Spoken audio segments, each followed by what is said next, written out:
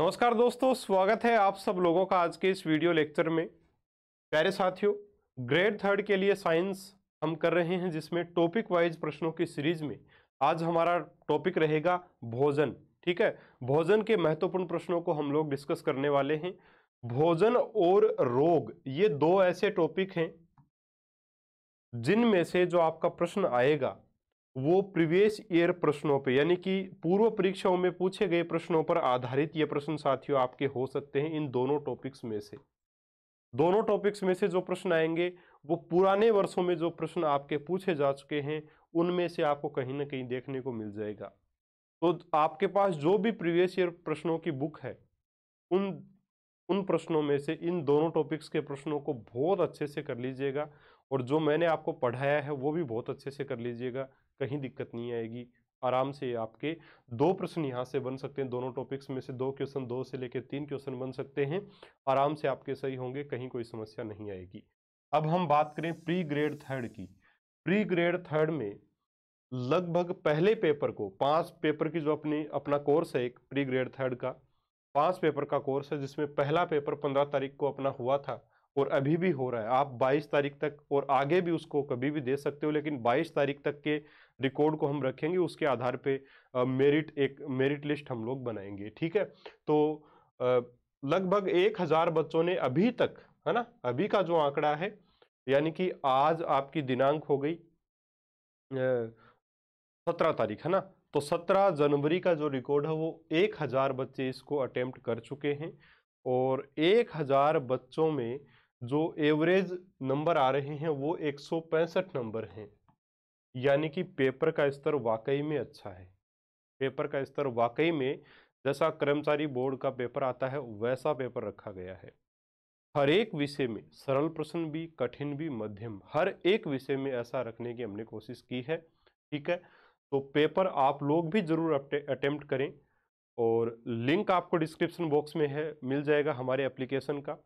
उस लिंक पर जाके हमारा एप्लीकेशन जरूर से जरूर डाउनलोड कीजिएगा, और उसके बाद में आप इस टेस्ट सीरीज को ज्वाइन कर सकते हैं।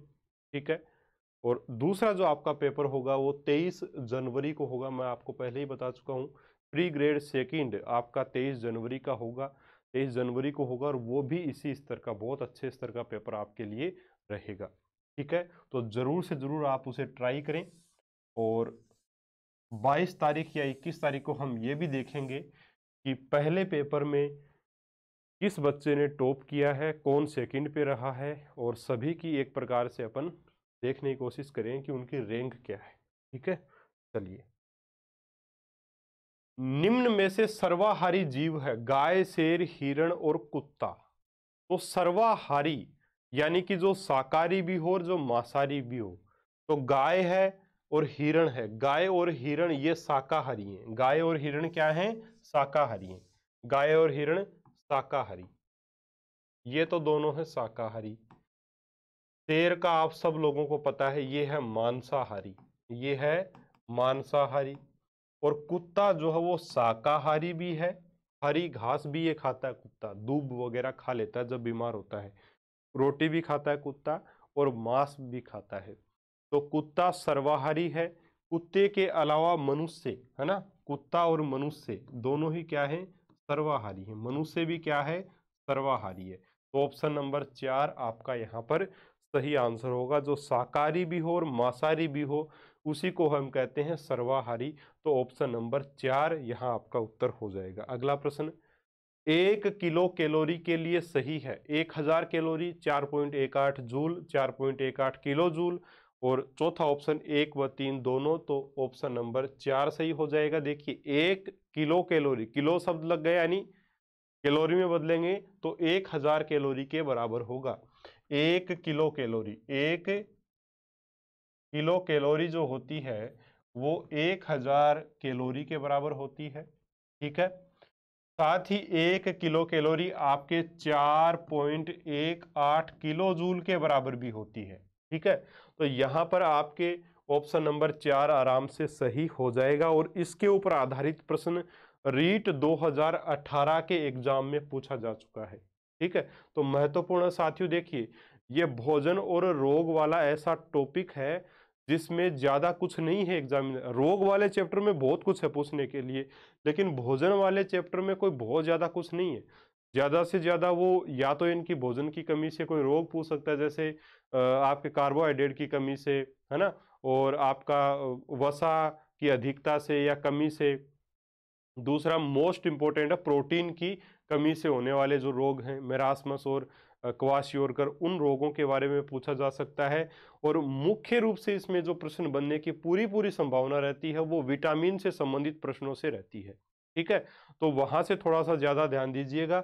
उनके वैज्ञानिक नाम वगैरह बहुत अच्छे से आपको पता होने चाहिए, तो कोई भी समस्या आपको नहीं आएगी। इस टॉपिक में आराम से आप वो अंक प्राप्त कर सकते हो। ठीक है, तो ऑप्शन 4 यहाँ पर आपका उत्तर रहेगा। अगला प्रश्न है, कार्बोहाइड्रेट का परीक्षण किया जा सकता है कटे आलू पर सोडियम क्लोराइड डालकर, कटे आलू पर आयोडीन डालकर, कटे आलू पर हल्दी पेस्ट लगाकर, और चौथा ऑप्शन है कटे आलू पर चीनी का घोल डालकर। तो देखिए, कार्बोहाइड्रेट का परीक्षण करने के लिए कटे आलू पर आयोडीन डालकर इसका परीक्षण किया जा सकता है, जिससे आलू का जो कटा हुआ ऊपर का जो भाग है ना, उसका रंग कैसा हो जाएगा, नीला, नीला या काला रंग हो जाता है। ठीक है, नीला या काला रंग हो जाता है, इसका मतलब उसमें क्या है, कार्बोहाइड्रेट है। ठीक है, तो ये कार्बोहाइड्रेट का परीक्षण है, इंपॉर्टेंट है साथियों, पूछा जाता है एग्जाम में। ऑप्शन 2 यहाँ पर आपका सही उत्तर इसका रहेगा। निम्न में से सही कथन या कथनों का चयन करें। पहला है, रक्त में ग्लूकोज की कमी से हाइपोग्लाइसीमिया रोग होता है। रक्त में कार्बोहाइड्रेट की कमी से भी दे सकता है, यहाँ पे ग्लूकोज की जगह कार्बोहाइड्रेट भी दे सकता है, क्योंकि ग्लूकोज भी क्या है, कार्बोहाइड्रेट ही है। ठीक है, तो रक्त में ग्लूकोज की कमी से हाइपोग्लाइसीमिया रोग होता है, बिल्कुल ठीक है, कहीं दिक्कत नहीं है। कल भी रोग वाले चैप्टर में भी इसकी बात हमने की थी। फिर रक्त में कीटोन की मात्रा बढ़ने से कीटोसिस रोग हो जाता है। रक्त में कीटोन की मात्रा बढ़ने से कीटोसिस रोग होता है, बिल्कुल ठीक। फिर कार्बोहाइड्रेट की अधिकता से मोटापा बढ़ता है, यानी कि कार्बोहाइड्रेट अगर अपन अधिक लेना शुरू कर देंगे, है ना, तो मोटापा बढ़ जाएगा, सीधी सी बात है, मोटापा बढ़ेगा, सही बात है। तो सारे ही कथन बिल्कुल ठीक हैं, तो ए, बी व सी, ऑप्शन नंबर 4 आपका सही आंसर यहां पर रहेगा। इसलिए कार्बोहाइड्रेट एक निश्चित मात्रा में ही लिया जाना चाहिए, अधिक मात्रा में इसका सेवन करने से काफी नुकसान हमें हो सकता है। ठीक है, शरीर की निर्माण इकाई किसे कहा जाता है, यह प्रश्न पूछा जा चुका है, एग्जाम में पूछा हुआ प्रश्न है। शरीर की निर्माण इकाई किसे कहा जाता है, कार्बोहाइड्रेट को, वसा को, प्रोटीन को या विटामिन को। देखिएगा साथियों, विटामिन जो है, विटामिन अल्प मात्रा में आवश्यक पोषक तत्व है हमारे शरीर के लिए। जैसे विटामिन है, खनिज लवण है, ये बहुत ही कम मात्रा में हमारे शरीर को इनकी आवश्यकता होती है, और हमारे शरीर को सुरक्षा प्रदान करने का ये कार्य करते हैं, है ना। तो यहाँ शरीर निर्माण की इकाई पूछिए तो विटामिन तो नहीं होगा, ये तो क्या काम करता है, विटामिन तो हमारे शरीर की सुरक्षा करता है। प्रोटीन, वसा, कार्बोहाइड्रेट, अगर यहाँ बात करें तीनों की, तो ये तीनों ही ऊर्जा स्रोत हैं, यानी वृद्धि और विकास से संबंधित है। कार्बोहाइड्रेट, वसा और प्रोटीन शरीर की वृद्धि और विकास से संबंधित हैं, लेकिन प्रोटीन जो है वो साथियों निर्माण इकाई भी है ना। प्रोटीन को निर्माण इकाई कहा जाता है। शरीर की निर्माण इकाई किसे कहा जाता है, प्रोटीन को कहा जाता है। ऑप्शन नंबर 3 यहाँ आपका सही उत्तर होगा। ऑप्शन नंबर 3 सबसे सटीक और सही जवाब रहेगा, ऑप्शन 3। ठीक है, चलिए प्रोटीन। अगला प्रश्न, निम्न में से सत्य कथन नहीं है। जो सत्य कथन नहीं है वो देखना है। पहला, वसा ग्लिसरॉल के एस्टर होते हैं, नोट्स में एज इट इज ये लाइन लिखी है। दूसरा, शरीर में सर्वाधिक मात्रा में कोलेजन प्रोटीन पाई जाती है। हमारे शरीर में जो सबसे ज्यादा मात्रा में पाई जाने वाली प्रोटीन है वो कोलेजन प्रोटीन है, महत्वपूर्ण है। ये सीधा प्रश्न भी बन सकता है, इंपॉर्टेंट है साथियों, ये इंपॉर्टेंट है, सीधा प्रश्न भी बन सकता है कि शरीर में सर्वाधिक मात्रा में पाई जाने वाली प्रोटीन कौन सी है, तो वो आपकी है कोलेजन प्रोटीन। फिर है प्रोटीन नीले थोथे, नीले थोथे है ना, कॉपर सल्फेट जिसको हम बोलते हैं, वह कास्टिक सोडा से क्रिया करके लाल रंग प्रदान करता है, या 4 नन ऑफ दीज। देखिएगा, प्रोटीन नीलित होते और कास्टिक सोडा से क्रिया करके लाल रंग प्रदान नहीं करता है। ये आपका यहाँ पर सही नहीं है। लाल रंग नहीं प्रदान करता, कैसा रंग प्रदान करता है? बैंगनी रंग प्रदान करता है। बैंगनी रंग, बैंगनी रंग प्रदान करता है। तो यहां जो आपका आंसर बनेगा वो बनेगा ऑप्शन नंबर 3, सत्य कथन नहीं है। तो सत्य कथन आपका तीसरा ऑप्शन नहीं है। बैंगनी रंग प्रदान करता है ये, न कि लाल रंग प्रदान करता है। और यही प्रोटीन के, यानी कि प्रोटीन का जो परीक्षण है वो कैसे किया जाता है? तो इसकी क्रिया नीलित होते हुए कास्टिक सोडा से क्रिया हम इसकी करवाते हैं प्रोटीन की, तो ये कैसा रंग देता है? बैंगनी रंग देता है ना। यानी कि प्रोटीन से युक्त जो पदार्थ है, कि किसी पदार्थ में प्रोटीन है या नहीं है, तो उसकी क्रिया नीलित होते और कास्टिक सोडा विलयन से हम करवाते हैं। अगर वो पदार्थ नीला पड़ जाता है, इसका मतलब उसमें प्रोटीन है, नहीं पड़ता तो इसका मतलब उसमें प्रोटीन नहीं है। बड़ा सीधा सा एक प्रकार से इसका क्या है, आपका परीक्षण है। तो प्रोटीन परीक्षण के नाम से भी ये जाना जा सकता है। ठीक है, चाहो तो स्क्रीनशॉट आप ले सकते हो। चलिए अब हम आगे बढ़ते हैं और प्रश्न नंबर 7 की बात करते हैं। प्रश्न नंबर, एक मिनट, प्रश्न नंबर, यहाँ 9 कैसे आ गया? एक मिनट, प्रश्न नंबर 6, ये स्लाइड ऊपर नीचे तो नहीं हो गई कहीं? 9 10, प्रश्न नंबर 7 गायब है बीच में से। एक मिनट, हाँ जी, प्रश्न नंबर 7, ये फिर 7 और 8 का प्रश्न गायब है यहाँ से। चलिए मैं एक बार बताता हूँ आपको 7 का प्रश्न क्या है। टाइपिंग नहीं हो पाई है, गलती से छूट गए होंगे, कोई दिक्कत नहीं है, हो जाता है, इंसान से गलती होती है, टाइपिंग करने वाले भी अपने साथी हैं। देखिए शरीर के लिए, अच्छा प्रश्न नंबर 6 है ये ना।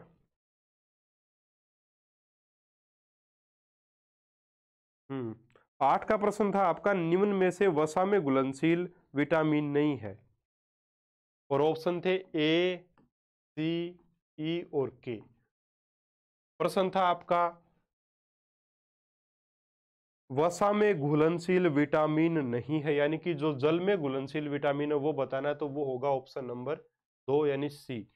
विटामिन बी कॉम्प्लेक्स और सी, विटामिन बी कॉम्प्लेक्स का मतलब B1 B2 B3 है ना, B6 B9 B12, ये विटामिन बी कॉम्प्लेक्स। और विटामिन सी ये जल में घुलनशील विटामिन है, वसा में घुलनशील विटामिन नहीं है। तो इसी से संबंधित अपना 8वां प्रश्न था। ठीक है, तो 8वां प्रश्न आपका क्लियर हो गया, कोई दिक्कत नहीं है। उसके बाद में अपना जो प्रश्न नंबर 7 था वो था शरीर के लिए सूक्ष्म मात्रिक पोषक तत्व है, यानी कि शरीर को सूक्ष्म मात्रा में किस पोषक तत्व की आवश्यकता होती है? तो उसके ऑप्शन थे कार्बोहाइड्रेट, खनिज लवण, विटामिन। ठीक है, और बी व सी दोनों। तो देखिए पहला ऑप्शन मैंने बोला कार्बोहाइड्रेट, दूसरा बोला खनिज लवण, तीसरा बोला विटामिन। तो मैंने अभी आपको बताया था कि विटामिन और खनिज लवण दोनों ही हमारे शरीर को सूक्ष्म मात्रा में चाहिए होते हैं। जितने भी देखिए मुख्य रूप से जो अपने भोजन के मुख्य जो तत्व हैं, कार्बोहाइड्रेट, वसा, प्रोटीन, विटामिन, खनिज लवण और जल, मुख्य रूप से यही है अपने, है ना, छह पदार्थ। तो जो 6 मुख्य अवयव हैं उसमें से खनिज लवण और विटामिन दो ऐसे तत्व हैं जिनकी मात्रा हमारे शरीर को अल्प मात्रा में चाहिए होती है। ठीक है, तो वो खनिज लवण और विटामिन दोनों हैं। तो 7 के प्रश्न का बी व सी हो जाएगा। प्रश्न यहाँ लिखे नहीं गए हैं, किसी वजह से स्लाइड गायब हो गई है या पता नहीं क्या दिक्कत आई है। स्लाइड वैसे पूरी नजर आ रही है इसमें, 1 2 3 4 5 6 7 नंबर स्लाइड, फिर ये 8 नंबर स्लाइड पर ये प्रश्न आ गया, 12 13 14 15 16 17 18 19 20 21 22 23 24 25 26। पता नहीं स्लाइड कहाँ से गायब हो गई। चलो कोई दिक्कत नहीं, बता दिए मैंने आपको प्रश्न। चलिए बात करते हैं प्रश्न नंबर 9 की।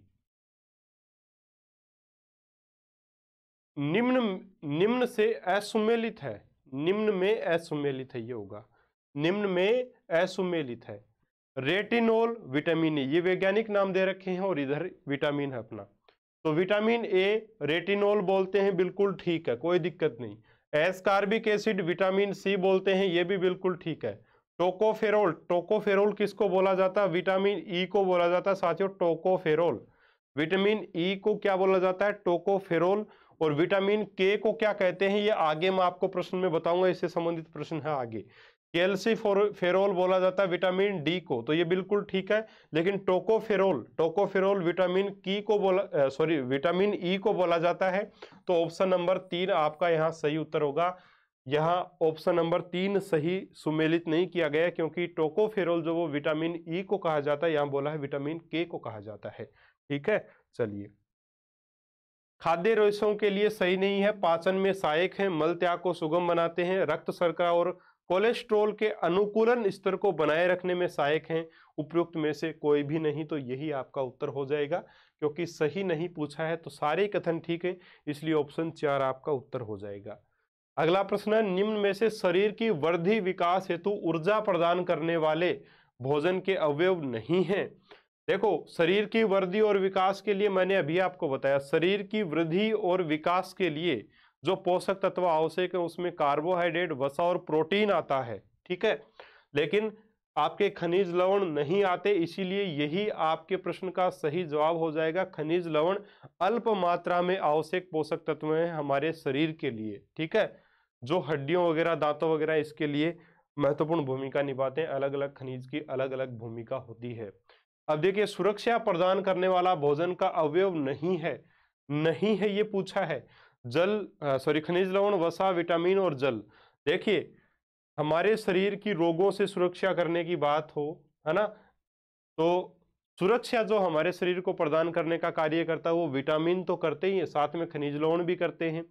दूसरा, जल भी, है ना, पानी की मात्रा अगर अपन अधिक लेंगे या पानी को अच्छी मात्रा में हम लेंगे तो जाहिर सी बात है हम बीमार कम पड़ेंगे, है ना, डिहाइड्रेशन के शिकार नहीं होंगे। तो यहाँ आपका जो ऑप्शन बनेगा ना, सुरक्षा प्रदान करने वाला भोजन का अवयव नहीं है, तो वसा सुरक्षा प्रदान करने वाला भोजन का अवयव नहीं है, ये वृद्धि और विकास करने वाला भोजन का अवयव है। ऑप्शन नंबर 2 आपका यहाँ पर सही होगा। चलिए, अगला प्रश्न है, निम्न में से सही सुमेलित है। फ्रक्टोज को हम फल शर्करा व शहद शर्करा के नाम से भी जानते हैं, ठीक बात है। सुक्रोज को हम प्रतीप या टेबल शर्करा के नाम से जानते हैं, सुक्रोज को प्रतीप या टेबल शर्करा के नाम से जाना जाता है। तीसरा, ग्लेक्टोज को मस्तिष्क शर्करा के नाम से जाना जाता है। ये 4 उपरोक्त सभी। तो देखिए, सही सुमेलित सारे के सारे ऑप्शन नंबर 4 सही होगा। फ्रक्टोज जो वो सबसे मीठी शर्करा भी इसे ही कहा जाता है, सबसे मीठी शर्करा, सबसे मीठी शर्करा, सबसे मीठी शर्करा इसी को कहा जाता है। ठीक है, सबसे मीठी शर्करा, फल शर्करा या शहद शर्करा के नाम से इसे हम लोग जानते हैं। ठीक है, तो ये प्रश्न नंबर 13 आपका हो गया। अगला प्रश्न, हाँ जी, ओस्टियोमेलेशिया रोग में हड्डियां नरम पड़ जाती हैं, हड्डियों में दर्द रहता है, दांतों के इनेमल की हानि होती है, या उपरोक्त सभी। देखिए, ओस्टियोमेलेशिया रोग जो है, ठीक है, ये रोग होता है विटामिन डी की कमी से। विटामिन डी की कमी से ओस्टियोमेलेशिया रोग होता है, जिसमें हड्डियां नरम पड़ जाती हैं, कमजोर पड़ जाती हैं। तो यहाँ हड्डियों में फिर दर्द भी होगा, दांतों का जो इनेमल है उसकी हानि होने लगती है। भाई, ये भी हड्डी में आता है एक प्रकार से, है ना, तो इसकी क्षति होने लगती है। तो सारी बातें ठीक, ऑप्शन नंबर 4 आपका यहाँ पर बिल्कुल सही रहेगा। कैल्शियम और फास्फोरस दोनों मिलकर के, है ना, इनको मजबूत, हड्डियों को मजबूत बनाने का कार्य कौन कौन करते हैं? कैल्शियम और फास्फोरस दोनों मिलकर ये कार्य करते हैं। ठीक है, कैल्शियम और फास्फोरस जो है वो हमारे आवश्यक खनिज लवण के अंतर्गत आते हैं। ठीक है साथियों, चलिए आगे बढ़ते हैं, प्रश्न नंबर 15 की बात करते हैं कि नियासिन की कमी के कारण होता है। नियासिन, नियासिन हम बोलते हैं, नियासिन मतलब विटामिन बी3, विटामिन बी3 को कहा जाता है नियासिन, विटामिन बी3 को नियासिन कहा जाता है। इसकी कमी से पेलाग्रा, घातक रक्ताल्पता, रक्ताल्पता यानी एनीमिया, है ना, यानी कि एनीमिया, खून की कमी, खून की कमी या एनीमिया एक ही बात है। तो घातक रक्ताल्पता ये होती है आपकी विटामिन B6, B9 और B12 की कमी से, ठीक है। विटामिन एनीमिया रोग होता है। रिकेट्स, हड्डियां इसमें भी कमजोर पड़ती हैं। रिकेट्स जो रोग है विटामिन D की कमी से होता है। स्कर्वी रोग विटामिन C, एस्कॉर्बिक एसिड की कमी से होता है। पेलाग्रा जो रोग है वो नियासिन यानी विटामिन B3 की कमी से होता है। तो ऑप्शन 1 यहाँ पर आपका सही उत्तर साथियों रहेगा। बहुत अच्छा प्रश्न था, पूछा गया प्रश्न है। आप स्क्रीनशॉट चाहो तो ले सकते हो, आपकी इच्छा पर आधारित है, ठीक है। चलिए ऑप्शन आपका यहाँ हो जाएगा 1 सही। अगला प्रश्न हम लोग देखते हैं। निम्नलिखित में से कौन पॉलीसेकेराइड के उदाहरण हैं? पॉलीसेकेराइड के उदाहरण, पॉलीसेकेराइड के उदाहरण। तो यहां देखिए, glycogen starch, cellulose starch, glycogen heparin, तीसरा सेलुलोज स्टार्च ग्लाइकोन, और चौथा ऑप्शन सेलुलोज ग्लूकोज और सुक्रोज। देखिए पॉलीसेकेराइड, मोनोसेकेराइड, डाइसेकेराइड और पॉलीसेकेराइड। बात करें मोनोसेकेराइड की, तो मोनोसेकेराइड में क्या होता है कि जब डाइसेकेराइड का जल अपघटन होता है तो वो इकाइयों में टूट जाता है, जिसे मोनोसेकेराइड हम लोग कहते हैं। दो मोनोसेकेराइड जब मिलते हैं तो डाइसेकेराइड बनता है, अनेक मिलते हैं तो पॉलीसेकेराइड बनता है। तो यहाँ पे पॉलीसेकेराइड की बात की जाए तो उसमें सेलुलोज, स्टार्च, ग्लाइकोजन और हिपेरिन ये पॉलीसेकेराइड के एग्जाम्पल हैं। हिपेरिन मैंने पहले भी बताया था, ये प्रोटीन नहीं है, कार्बोहाइड्रेट है साथियों, ठीक है। इसके बारे में अपन पहले डिटेल से बात कर चुके हैं, ज़्यादा यहाँ बात नहीं करेंगे। तो पॉलीसेकेराइड के अंतर्गत ये आएगा, ठीक है। इनके अलावा और भी पॉलीसेकेराइड जैसे इंसुलिन और काइटिन, इंसुलिन और काइटिन भी लिख सकते हो आप, और इसमें आगे ऐड कर सकते हो इंसुलिन और काइटिन, इंसुलिन, इंसुलिन और काइटिन। पेक्टिन, एक पेक्टिन भी लिख लो, पेक्टिन, इंसुलिन, काइटिन और पेक्टिन ये भी पॉलीसेकेराइड ही हैं। इंसुलिन, काइटिन और पेक्टिन, ऑप्शन 2 आपका यहाँ पर सही उत्तर साथियों रहेगा। चलिए थोड़ा सा डिटेल्स दी गई हैं। कार्बोहाइड्रेट के स्रोत की बात करें तो स्टार्च युक्त कार्बोहाइड्रेट रोटी, चावल, अनाज, आलू, अरबी, केला इनमें मिलता है।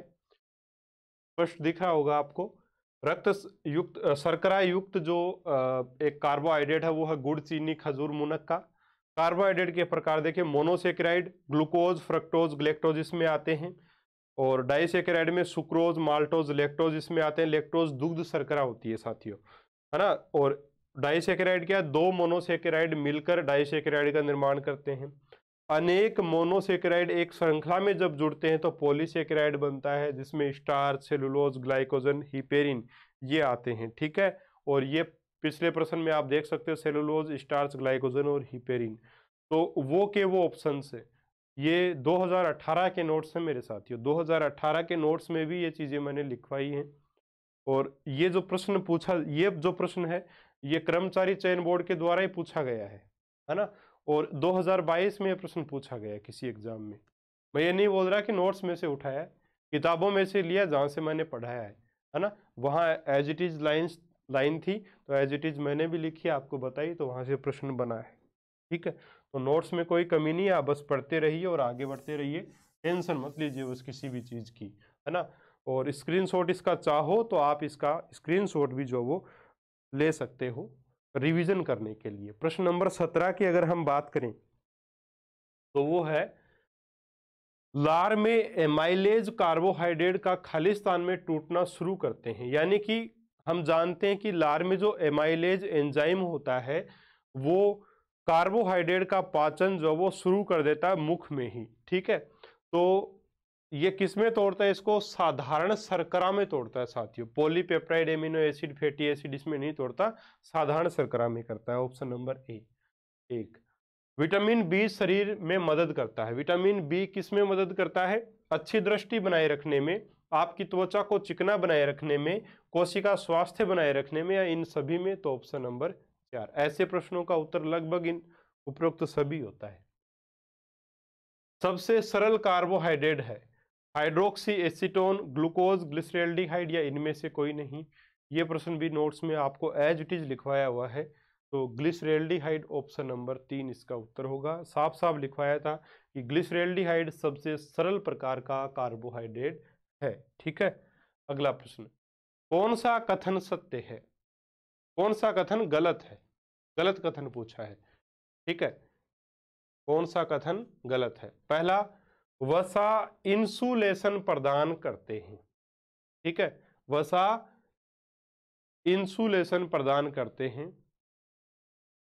वसा केंद्रीय तंत्रिका तंत्र के लिए ऊर्जा का एकमात्र स्रोत है।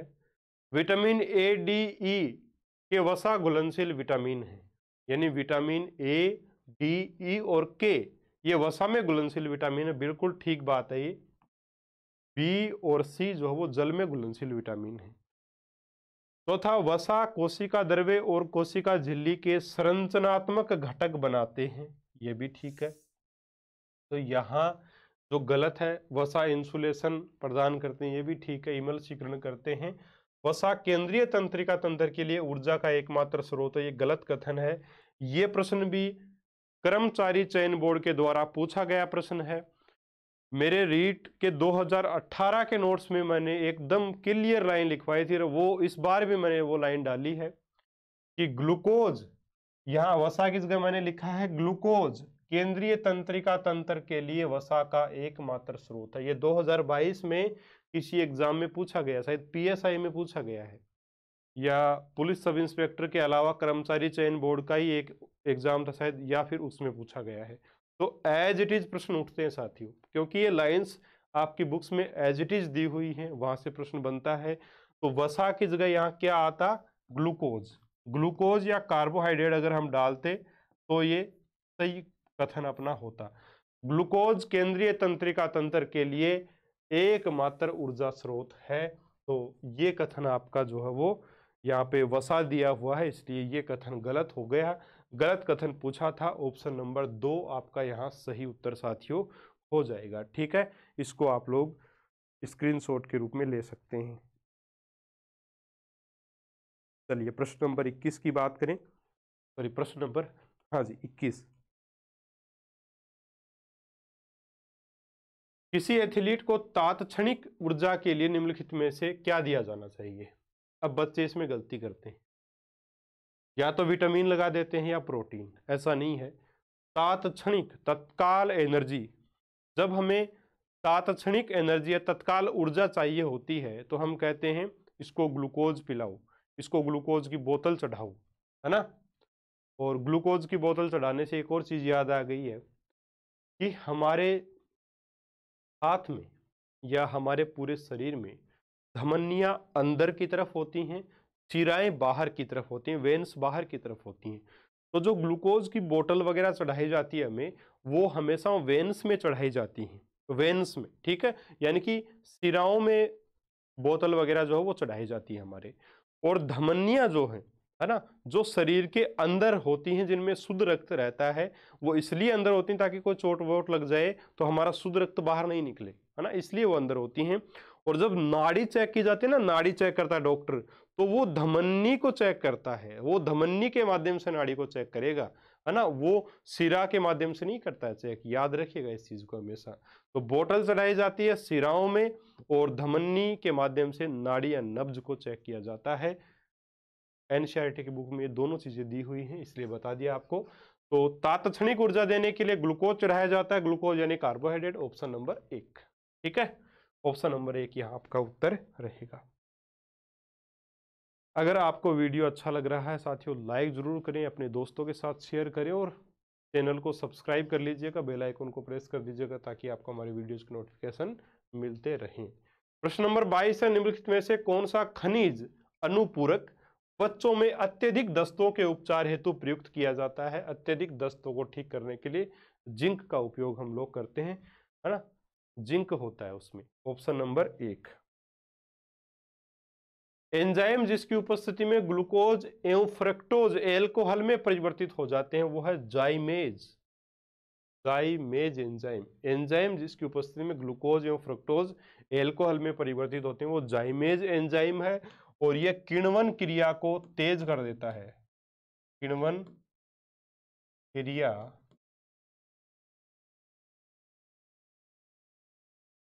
बढ़ा देता है, किण्वन क्रिया बढ़ा देता है, किण्वन की स्पीड बढ़ा देता है। ठीक है, ये इसका आंसर होगा। तो ऑप्शन 2 जाइमेज यहां सही उत्तर आपका रहेगा। अगला प्रश्न, एकल कोशिका प्रोटीन का जाना माना स्रोत है, मछली, दूध, दालें या स्पाइरुलिना।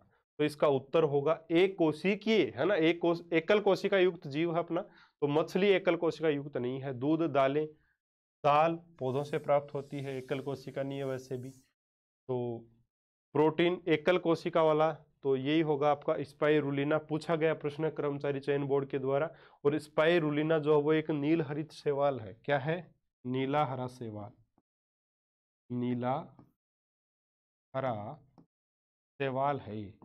ठीक है, ये क्या है? नीला हरा शैवाल है, एक कोशिकीय है, ये एकल कोशिका ही है, एकल कोशिका है, नीला हरा शैवाल है, एकल कोशिका है।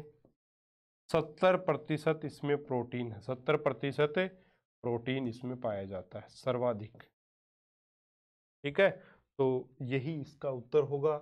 स्क्रीनशॉट आपको जरूर से जरूर इसका ले लेना चाहिए। चलिए,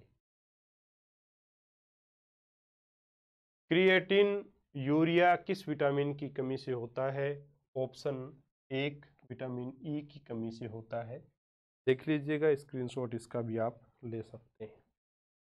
विटामिन K1 का वैज्ञानिक नाम है, विटामिन के का नहीं पूछा है, विटामिन K1 का। मैंने बोला था ना आपको कि विटामिन के से संबंधित प्रश्न आएगा, तो यहां बात कर लेंगे। विटामिन K1 का वैज्ञानिक नाम क्या है? टोकोफेरोल, फाइटोन डाइओन, फाइटोन डाइओन, और तीसरा है एस्कार्बिक एसिड, और चौथा है पेंटोथेनिक एसिड।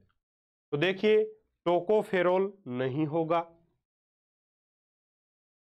क्योंकि टोकोफेरोल तो विटामिन ई का होता है, टोकोफेरोल विटामिन ई का होता है। Ascorbic acid, ascorbic acid vitamin C का होता है। फाइटोन डाइओन ये होगा विटामिन K1, विटामिन K1 होगा, यही इसका उत्तर भी होगा, फाइटोन डाइओन।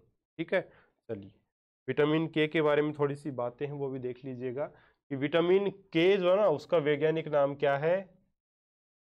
फिलोक्विनोन और नेफ्थोक्विनोन, फिलोक्विनोन और फिलोक्विनोन और नेफ्थोक्विनोन के नाम से इसे जाना जाता है। विटामिन K1 का वैज्ञानिक नाम है फाइटोन डाइओन। ठीक है, जो अभी हमने पढ़ा। K2 का वैज्ञानिक नाम है मेनाक्विनोन, मेनाक्विनोन।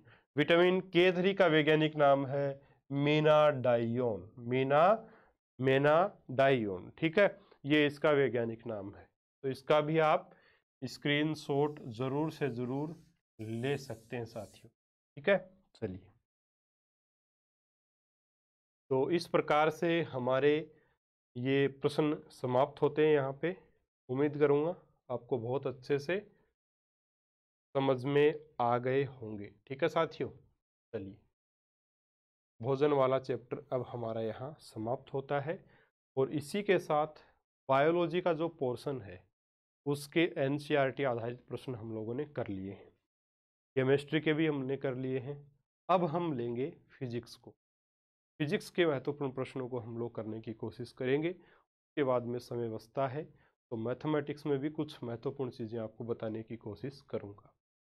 ठीक है, समय इतना नहीं मिल पाता है, पेपर्स आपके लिए बनाते हैं तो थोड़ा सा टाइम उन चीज़ों में जाता है। दूसरा, स्कूल में भी चले जाते हैं, है ना, स्कूल में जाते हैं और वहाँ भी देखिए पढ़ाना ही होता है, काफ़ी सारे और भी काम चलते रहते हैं तो वो भी करने पड़ते हैं, तो वहाँ भी समय देखिए मिल नहीं पाता ऐसा।